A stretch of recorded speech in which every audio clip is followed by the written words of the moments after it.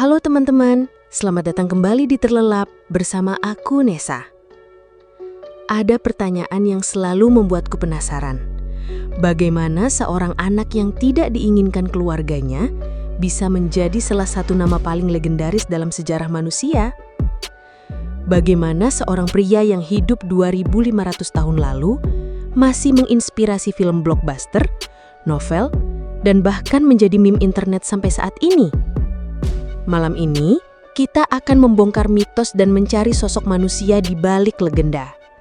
Kita akan bertemu dengan Leonidas, bukan sebagai superhero Hollywood, tapi sebagai manusia biasa yang membuat pilihan luar biasa.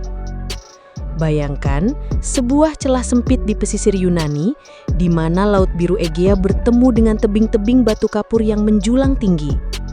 Tempat ini disebut Thermopylae, gerbang panas. Sebuah nama yang akan bergema sepanjang sejarah manusia. Tahun 480 sebelum Masehi. Di satu sisi celah sempit ini, berdiri pasukan terbesar yang pernah dunia lihat. Ratusan ribu prajurit dari seluruh penjuru kekaisaran Persia, dipimpin oleh seorang raja yang mengklaim dirinya sebagai dewa. Xerxes, penguasa dari India hingga Mesir, datang dengan armada yang menutupi laut dan tentara yang begitu banyak hingga mereka menghabiskan air sungai untuk minum. Di sisi lain, hanya beberapa ribu prajurit Yunani. Dan yang memimpin mereka adalah seorang raja Sparta berusia 60 tahun bernama Leonidas. Seorang pria yang tidak pernah seharusnya menjadi raja, yang akan mengubah sejarah dunia dalam 3 hari yang akan datang. Tapi bagaimana seorang pangeran ketiga yang terabaikan bisa menjadi pahlawan yang namanya masih kita kenal 2500 tahun kemudian? Untuk memahami Leonidas, kita harus mundur ke awal, ke sebuah keluarga kerajaan yang hancur, ke sistem pendidikan paling brutal di dunia kuno, dan ke jalan berdarah menuju tahta Sparta yang paling berkuasa. Sebelum cerita kita makin seru, aku mau klarifikasi dulu nih. Sparta itu sebenarnya nama sebuah kota negara di wilayah Lakonia, Yunani Selatan. Dan ini bukan wilayah atau bawahan Athena ya teman-teman. Sparta dan Athena itu 2 kota yang berbeda. Bahkan mereka sering banget bermusuhan. Waktu itu belum ada negara Yunani yang bersatu seperti sekarang. Yang ada adalah ratusan kota negara kecil yang masing-masing independen. Jadi Leonidas itu raja dari kota negara Sparta. Dan tentaranya, ya tentara Sparta. Kayak tentara dari daerah tertentu gitu, bukan nama unit militer khusus. Kisah Leonidas dimulai dengan sebuah skandal. Ayahnya, Raja Anaximandros II, menghadapi krisis yang bisa menghancurkan dinasti. Ia sangat mencintai istri pertamanya, yang kebetulan juga keponakannya sendiri. Praktik yang normal di kalangan bangsawan Sparta. Tapi tahun demi tahun berlalu dan tidak ada pewaris yang lahir. Di Sparta, tidak memiliki anak laki-laki bukan hanya masalah pribadi. Ini adalah ancaman terhadap negara. Para efor, administrator yang berkuasa di Sparta, menekan raja untuk menceraikan istrinya. Namun Anaximandros menolak keras. Ia sangat mencintai wanita itu terlalu dalam. Maka dibuatlah kompromi yang tidak lazim. Untuk pertama kalinya dalam sejarah Sparta, seorang raja diizinkan memiliki 2 istri sekaligus. Istri kedua segera melahirkan seorang putra, Cleomenes, pewaris tahta yang sah. Tapi takdir memiliki rencana lain. Istri pertama yang lama dianggap mandul, tiba-tiba hamil. Ia melahirkan Dorius, kemudian Leonidas sekitar tahun 540 sebelum Masehi, dan mungkin seorang anak lagi, Cleombrotus. Dalam satu malam, situasi berubah dari tidak ada pewaris menjadi terlalu banyak pewaris. Rumah tangga kerajaan Sparta menjadi medan perang dingin. 2 istri, 2 garis keturunan, 4 putra yang saling bersaing. Cleomenes sebagai putra sulung adalah pewaris sah. Tapi Doreus, putra kedua dari istri yang lebih dicintai, tumbuh dengan keyakinan bahwa dialah yang seharusnya menjadi raja. Dan Leonidas, ia adalah anak tengah yang terabaikan. Tidak istimewa seperti Doreus yang brilian dan ambisius. Tidak memiliki hak lahir seperti Cleomenes. Hanya seorang pangeran cadangan dalam keluarga yang penuh dengan ketegangan dan kebencian terpendam. Tapi mungkin inilah yang membuat Leonidas berbeda. Sementara kakak-kakaknya tumbuh dengan ego yang membengkak dan ambisi yang membutakan, Leonidas belajar untuk mengamati, untuk bertahan, dan yang paling penting, untuk menjadi bagian dari tim. Kualitas yang akan menyelamatkan hidupnya dan membuat orang-orang bersedia mati untuknya. Pada usia 7 tahun, hidup Leonidas berubah total. Seperti setiap anak laki-laki Sparta, kecuali pewaris langsung tahta, ia diambil dari keluarganya dan dimasukkan ke dalam agoge, sistem pendidikan militer paling keras dalam sejarah manusia. Kata agoge berarti pemeliharaan, seperti memelihara ternak. Dan memang, tujuannya adalah mengubah anak-anak manja menjadi mesin perang yang sempurna. Leonidas dan anak-anak seusianya ditempatkan dalam barak-barak komunal yang dingin dan keras. Mereka diberi makanan minimal, hanya cukup agar tidak mati kelaparan. Tujuannya, memaksa mereka belajar mencuri makanan untuk bertahan hidup. Jika tertangkap mencuri, mereka akan dicabuk habis-habisan. Bukan karena mencuri, tapi karena tertangkap. Kegagalan adalah satu-satunya dosa di Sparta. Sepanjang tahun, mereka hanya mengenakan satu helai jubah tipis. Kaki mereka tidak pernah mengenal sepatu. Mereka tidur di atas ranting-ranting tajam yang mereka potong sendiri. Tidak ada kasur, tidak ada selimut, tidak ada kenyamanan apapun yang bisa membuat mereka lemah. Pendidikan mereka mencakup membaca dan menulis dasar, tapi fokus utamanya adalah transformasi fisik dan mental. Gulat, tinju, lempar lembing, lari maraton. Tubuh mereka diubah menjadi senjata. Tapi yang lebih penting lagi, pikiran mereka dibentuk ulang. Mereka belajar bahwa hidup individu tidak ada artinya dibanding kehormatan Sparta. Bahwa rasa sakit adalah guru terbaik.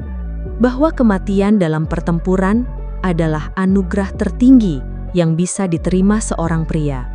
Leonidas menghabiskan lebih dari 2 dekade dalam sistem ini. Dari anak berusia 7 tahun hingga prajurit berusia 30 tahun. Bayangkan, 23 tahun hidup dalam disiplin militer yang akan membuat tentara modern menangis. Yang membuat ini semua lebih menarik adalah fakta bahwa Leonidas sebenarnya tidak harus melalui ini. Sebagai anggota keluarga kerajaan, ia bisa saja dikecualikan seperti kakaknya, Cleomenes. Tapi karena ia hanya putra ketiga, tidak ada yang cukup peduli untuk menyelamatkannya dari agoge. Dan ini mungkin hal terbaik yang pernah terjadi padanya. Sementara Cleomenes tumbuh terisolasi dalam istana, belajar politik dan diplomasi, Leonidas hidup bersama rakyat biasa Sparta. Ia berbagi keringat, darah, dan air mata dengan orang-orang yang kelak akan ia pimpin. Ia bukan hanya raja mereka, ia adalah salah satu dari mereka. Tahun-tahun dalam agoge menciptakan ikatan yang tidak bisa dijelaskan dengan kata-kata. Ketika Leonidas akhirnya keluar pada usia 30 tahun sebagai prajurit Sparta yang lengkap, ia memiliki sesuatu yang tidak dimiliki raja-raja lain, yaitu rasa hormat mutlak dari pasukannya. Mereka tidak mengikutinya karena darah bangsawan yang mengalir di nadinya, tapi karena mereka tahu Leonidas telah membuktikan dirinya dalam cara yang sama seperti mereka. Takdir memiliki cara yang kejam untuk mengatur ulang rencana manusia. Leonidas tidak pernah bermimpi menjadi raja. Ia terlalu jauh dalam garis suksesi. Tapi satu persatu, penghalang di depannya mulai runtuh. Yang pertama adalah Dorieus, kakaknya yang brilian dan ambisius. Ketika ayah mereka meninggal sekitar tahun 524 sebelum Masehi, Sparta mengikuti hukum suksesi dan menobatkan Cleomenes sebagai raja. Dorieus, yang selama ini yakin bahwa dialah yang lebih pantas memerintah, tidak bisa menerima kenyataan ini. Dalam amarah yang membara, Darius meninggalkan Sparta bersama sekelompok pengikut setianya. Darius bertekad mendirikan kerajaannya sendiri, pertama di Libya, kemudian di Sisilia. Tapi ekspedisi-ekspedisi ini berakhir dengan bencana. Sekitar tahun 510 sebelum Masehi, berita datang bahwa Darius telah tewas dalam pertempuran di Sisilia bersama dengan impian-impiannya untuk menjadi raja. Herodotus, sejarawan besar Yunani, mencatat ironi yang tragis. Dia berkata, seandainya Darius tetap tinggal di Sparta dan bersabar, ia pasti akan menjadi raja. Karena Kleomenes tidak memiliki putra laki-laki, dan waktu akan membuktikan bahwa ia tidak akan pernah memilikinya. Sementara itu, pemerintahan Kleomenes semakin tidak menentu. Selama lebih dari 2 dekade, ia memimpin Sparta dengan gaya yang agresif dan kontroversial. Ia berperang melawan Athena, menghancurkan Argos, dan terlibat dalam perseteruan sengit dengan rekan rajanya, Demaratus. Yang paling memalukan, Kleomenes menyuap orakel di Delphi, tempat paling suci bagi semua orang Hellenes, atau sebutan mereka untuk bangsa Yunani, untuk menggulingkan Demaratus. Ketika penipuan ini terungkap, kredibilitasnya hancur. Lebih buruk lagi, perilakunya semakin tidak terkendali. Ia mulai menunjukkan tanda-tanda kegilaan yang mengkhawatirkan. Sekitar tahun 490 sebelum Masehi, situasi mencapai titik kritis.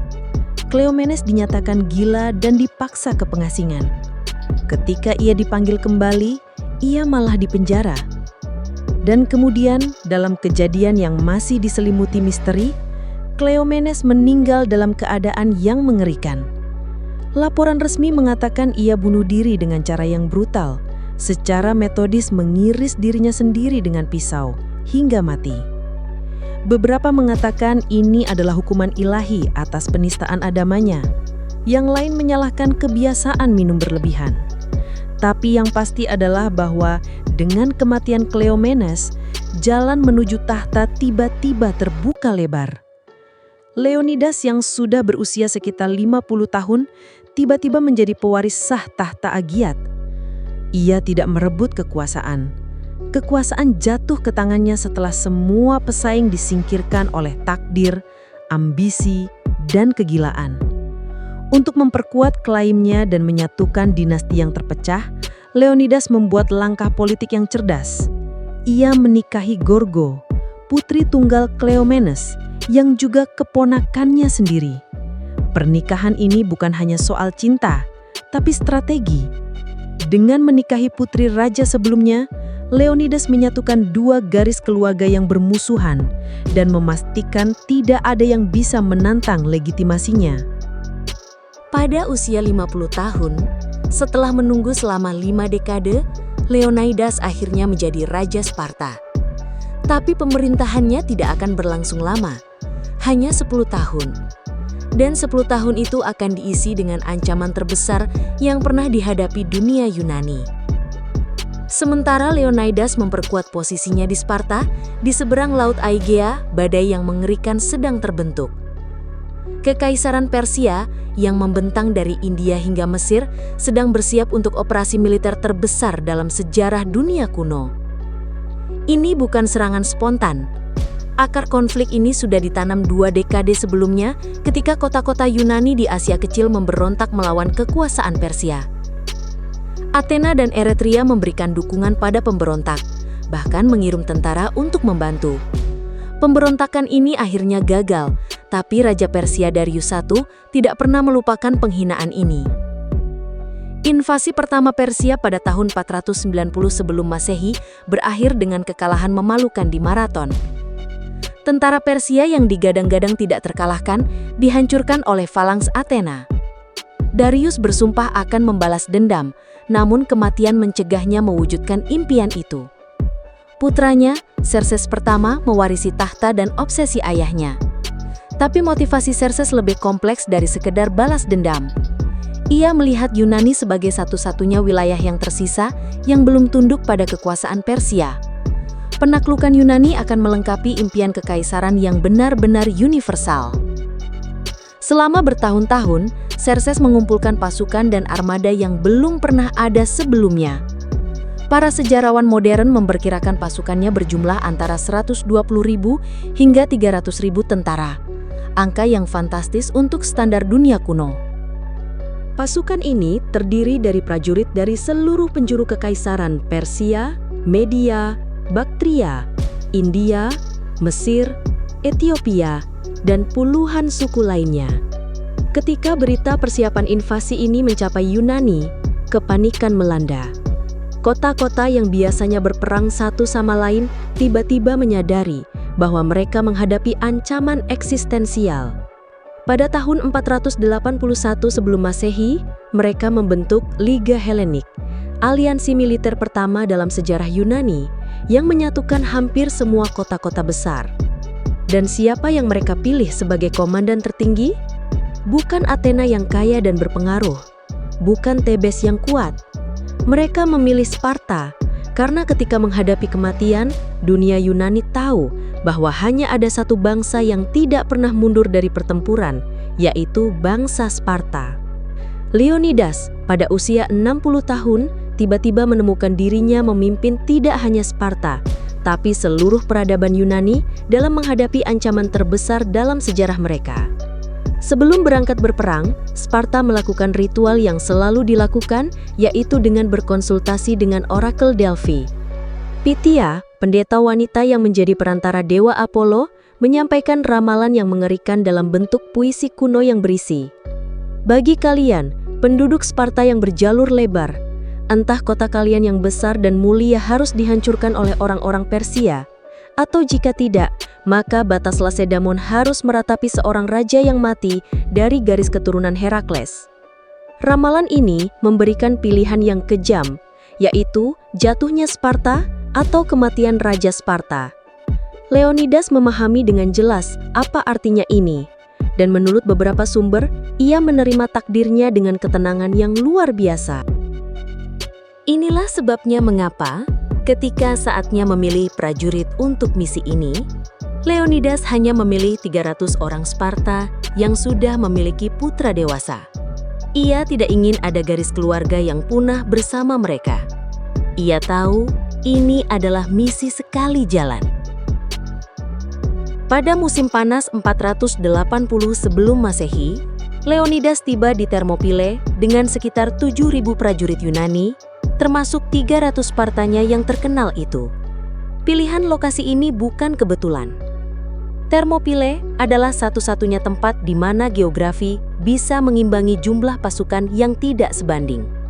Celah ini sangat sempit. Mungkin kurang dari 100 meter di titik tersempitnya. Di satu sisi adalah pegunungan yang tidak bisa dilewati, di sisi lain adalah laut. Tidak peduli seberapa banyak tentara yang dimiliki Xerxes, ia hanya bisa mengirim beberapa ratus sekaligus melalui celah ini. Dan disitulah formasi falanks Yunani unggul. Dinding perisai perunggu yang tidak bisa ditembus, dengan hutan tombak panjang yang menjulur ke depan. Ketika Xerxes tiba dengan pasukannya yang tak terhitung jumlahnya, ia menunggu selama 4 hari, berharap pasukan kecil Yunani akan lari ketakutan. Seorang pengintai Persia melaporkan pemandangan yang aneh dan berkata kalau orang-orang Sparta sedang berolahraga telanjang dan dengan santai menyisir rambut panjang mereka. Xerxes bingung dengan laporan ini. Untungnya, ada Demaratus, mantan Raja Sparta yang diasingkan, dan kini hidup di istana Persia. Demaratus menjelaskan kepada Xerxes bahwa ini adalah ritual Sparta sebelum pertempuran. Ketika orang Sparta menyisir rambut mereka, itu berarti mereka sedang bersiap untuk mati. Di hari kelima, Xerxes yang sudah kehabisan kesabaran mengirim pasukan Media dan Kisia untuk menyerang. Mereka dibantai. Formasi falanks Yunani seperti mesin penggiling daging. Perisai perunggu yang tumpang tindih menciptakan dinding yang tidak bisa ditembus. sementara tombak panjang yang menjulur keluar mencabik-cabik siapapun yang mencoba mendekat. Herodotus menulis bahwa Xerxes melompat dari tahtanya 3 kali karena panik melihat pasukannya dihancurkan. Ia kemudian mengirim pasukan elit 10.000 Immortals, pasukan abadi yang konon tidak terkalahkan. Hasilnya sama saja, mereka juga habis dibantai. Orang-orang Sparta bahkan menggunakan taktik psikologis. Mereka akan pura-pura mundur, memancing pasukan Persia untuk mengejar, kemudian tiba-tiba berbalik dan menghancurkan para pengejarnya yang terlalu bersemangat. Di hari ke-6, serangan berlanjut dengan hasil yang identik. Pasukan Yunani bertempur bergantian menjaga kekuatan mereka. Yang pagi bertempur, sore beristirahat. Yang sore bertempur, malam tidur. Sistem rotasi yang sempurna.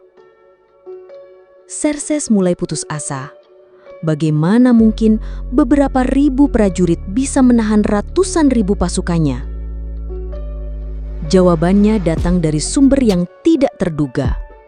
Seorang pengkhianat lokal bernama Ephialtes dari Trachis. Termotivasi oleh harapan mendapat imbalan besar dari Xerxes, ia mengungkapkan keberadaan jalur gunung tersembunyi yang bisa digunakan untuk menyerang posisi Yunani dari belakang. Malam itu, 10.000 Immortals bergerak diam-diam mengikuti jalur Anopae. Leonidas sudah mengantisipasi kemungkinan ini dan menempatkan 1.000 prajurit Phokia untuk menjaga jalur tersebut. Tapi orang-orang Phokia lengah dan terpaksa mundur, membiarkan jalur terbuka. Di hari ke-7 saat fajar, pengintai Yunani membawa berita buruk. Pasukan Persia sudah berada di belakang mereka. Posisi mereka sudah tidak bisa dipertahankan. Leonidas mengadakan dewan perang terakhir. Keputusan yang ia buat akan diabadikan dalam sejarah. Ia membubarkan sebagian besar pasukan sekutu, memerintahkan mereka mundur dan menyimpan kekuatan untuk bertempur di lain hari.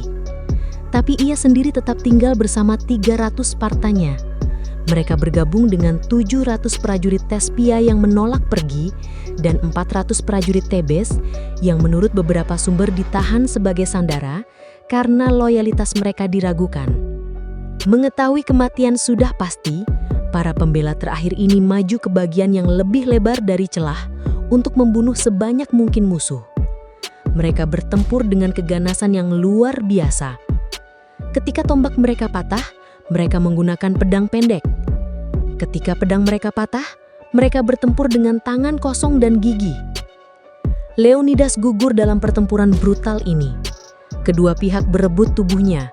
Orang Sparta berusaha mengambilnya kembali. Orang Persia berusaha mempertahankannya. 4 kali orang Sparta berhasil memukul mundur pasukan Persia dan mengambil kembali tubuh raja mereka. Akhirnya, mereka dikepung dari semua sisi dan kehabisan senjata. Para pembela terakhir mundur ke sebuah bukit kecil. Di sana mereka dibunuh sampai orang terakhir oleh hujan panah Persia yang tidak ada habisnya. Dalam kemarahannya atas kerugian yang luar biasa besar, Xerxes melakukan sesuatu yang tidak biasa. Biasanya orang Persia menghormati musuh yang gagah berani. Tapi kali ini, ia memerintahkan agar tubuh Leonidas dipenggal dan disalib, tanda betapa besar frustrasi yang ditimbulkan Raja Sparta ini padanya. Secara taktis, Thermopylae adalah kekalahan total bagi Yunani. Tapi secara strategis, ini adalah kemenangan yang mengubah jalannya sejarah. Penundaan selama 3 hari sangat krusial.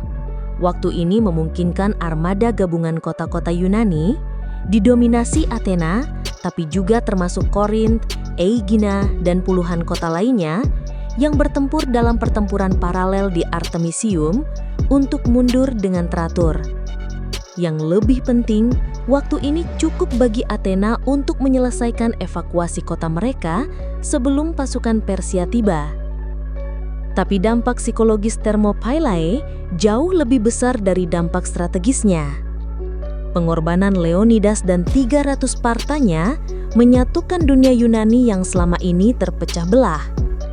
Kota-kota yang dulunya saling bermusuhan tiba-tiba merasakan ikatan nasionalisme yang kuat. Thebe, misalnya, yang dipaksa bertempur bersama Leonidas, kemudian secara resmi bergabung dengan Liga Helenik.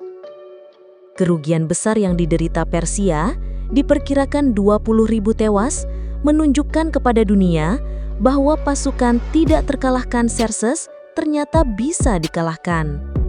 Yang terpenting, Thermopylae menciptakan momentum psikologis yang memungkinkan kemenangan Yunani selanjutnya. Dalam pertempuran Salamis, hanya beberapa bulan kemudian, armada Yunani menghancurkan armada Persia.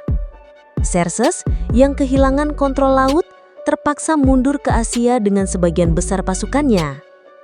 Tahun berikutnya, dalam pertempuran Plataea, sisa pasukan Persia di Yunani dihancurkan total. Invasi Persia berakhir dengan kegagalan yang memalukan. Dan semua ini dimungkinkan karena 3 hari perlawanan heroik di celah sempit Thermopylae. Kematian Leonidas bukanlah akhir ceritanya, justru awal dari legenda yang akan bertahan ribuan tahun. Segera setelah pertempuran, monumen didirikan di Thermopylae, sebuah patung singa batu untuk menghormati Leonidas, singa dari Sparta. Penyair Simonides menulis epitaf yang menjadi salah satu kutipan paling terkenal dalam sejarah. Intinya, ini kayak pesan terakhir dari para prajurit yang gugur. Kalau kalian ketemu orang Sparta, tolong sampaikanlah bahwa kami mati di sini dengan patuh melaksanakan kewajiban sebagai prajurit Sparta. Di Sparta sendiri, kultus pahlawan didirikan untuk memuja Leonidas.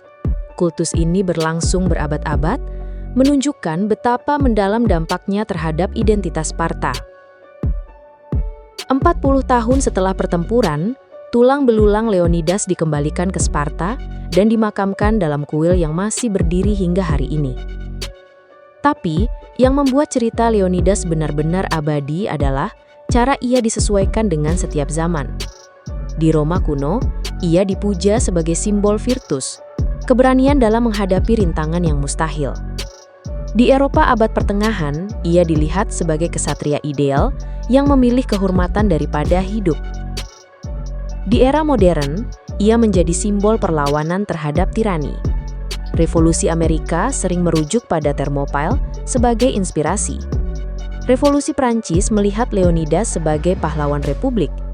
Bahkan dalam Perang Dunia Kedua, baik sekutu maupun poros mengklaim warisan Leonidas untuk memotivasi tentara mereka. Film 300 adalah sebuah tontonan visual yang memukau, namun syarat dengan ketidakakuratan historis yang signifikan. Salah satu yang paling mencolok adalah kostum prajurit Sparta. Mereka digambarkan bertarung nyaris tanpa busana. Padahal, dalam sejarah, mereka mengenakan pelindung dada perunggu dan tunik untuk perlindungan vital.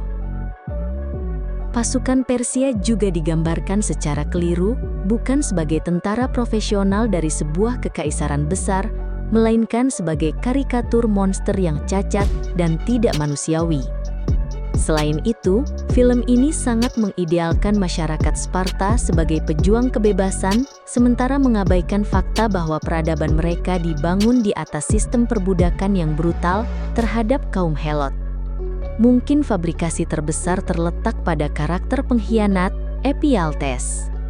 Film ini memberinya latar belakang tragis sebagai orang Sparta yang cacat fisik dan ditolak, sehingga memicu dendamnya. Kenyataannya, catatan sejarah menunjukkan Ephialtes hanyalah penduduk lokal biasa tanpa cacat fisik yang diketahui, yang membocorkan jalur rahasia semata-mata karena mengharapkan imbalan besar dari Raja Xerxes. Tapi, secara mengejutkan, film ini akurat dalam hal yang paling penting. Semangat cerita.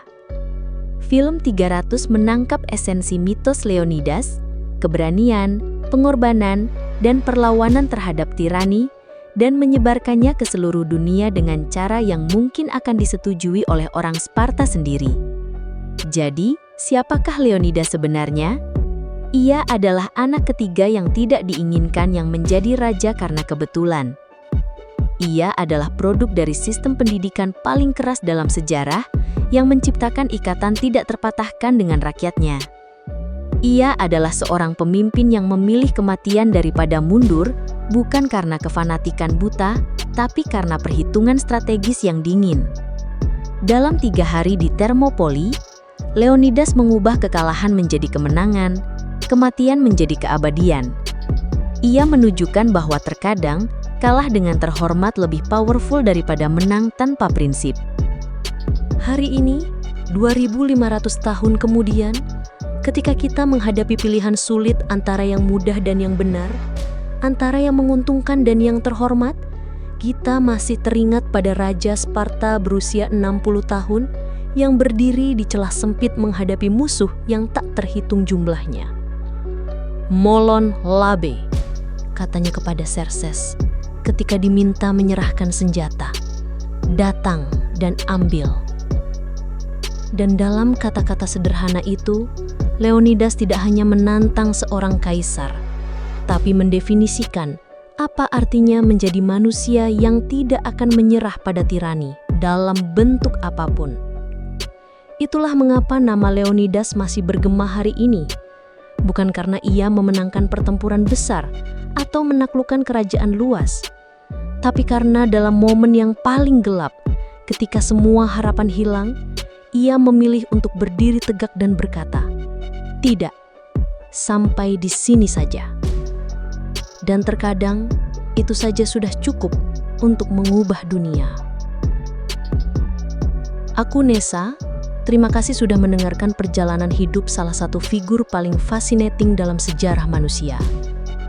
Jika Anda menyukai episode ini, jangan lupa untuk subscribe, like, komen, dan bagikan kepada teman-teman yang juga mencintai sejarah. Sampai jumpa di episode selanjutnya.